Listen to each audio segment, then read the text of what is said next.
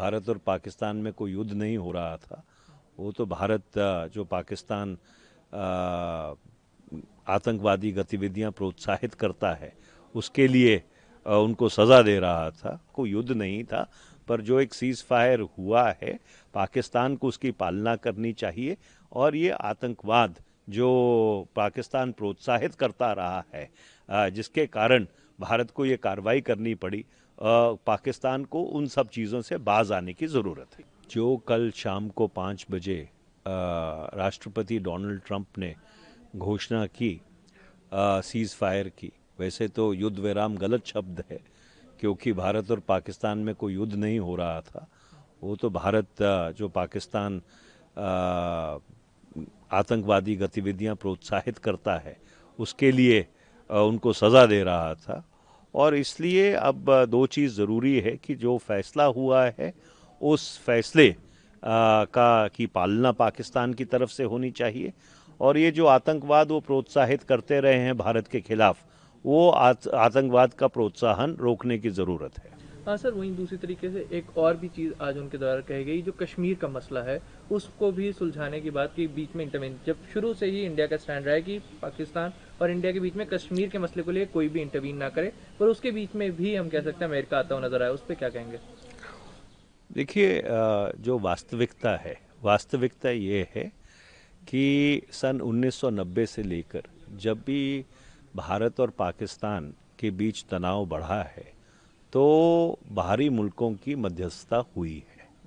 ये एक कटु सत्य है जिसके ऊपर आप पर्दा नहीं डाल सकते हैं। तो इसलिए अगर भारत सरकार ने इस तरह की किसी चीज़ को माना है, क्योंकि जो बयान मार्को रूबियो की तरफ से सार्वजनिक हुआ, जो अमेरिका के विदेश मंत्री हैं, और उनके विदेश मंत्रालय की तरफ से जो बयान सार्वजनिक हुआ उसमें एक तरफ युद्ध विराम का जिक्र है और उसके साथ साथ ही ये जिक्र है कि पाकिस्तान और भारत के बीच